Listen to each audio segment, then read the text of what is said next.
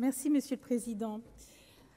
Madame la ministre, mes chers collègues, la commission mixte paritaire s'est réunie le 14 décembre dernier et est parvenue à un accord sur les dispositions restant en discussion de la proposition de loi interdisant les pratiques visant à modifier l'orientation sexuelle ou l'identité de genre d'une personne, autrement appelée thérapie de conversion.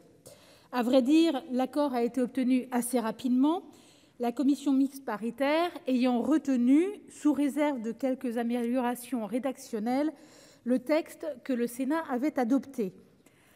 En première lecture, le Sénat a notamment cherché à apaiser les craintes que la proposition de loi avait pu susciter concernant l'accompagnement des personnes transgenres, en précisant qu'une invitation à la prudence et à la réflexion avant de s'engager dans un parcours de transition ne saurait évidemment tomber sous le coup de la loi.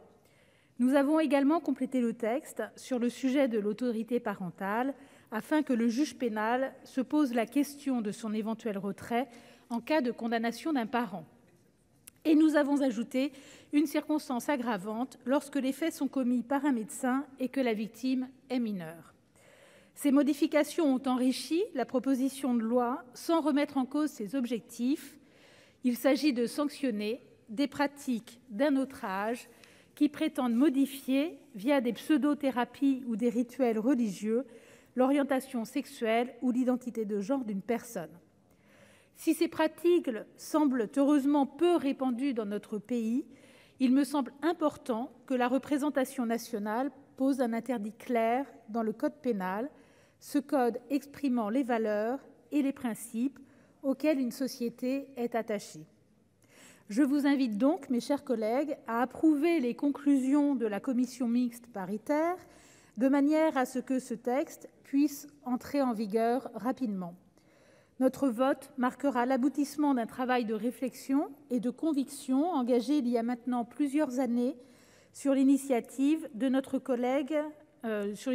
notamment de notre collègue députée Laurence Vanceunebrock, qui a d'abord conduit une mission d'information avant de déposer cette proposition de loi dont elle a été la rapporteure à l'Assemblée nationale.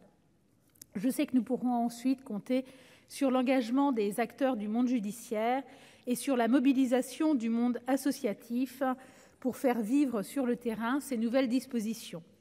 Au-delà de cet aspect répressif, il nous faut poursuivre inlassablement un travail de pédagogie et d'éducation, notamment auprès des jeunes générations, afin de continuer à faire reculer les discriminations et les préjugés dont peuvent être victimes les personnes homosexuelles ou transgenres. Je vous remercie de votre attention.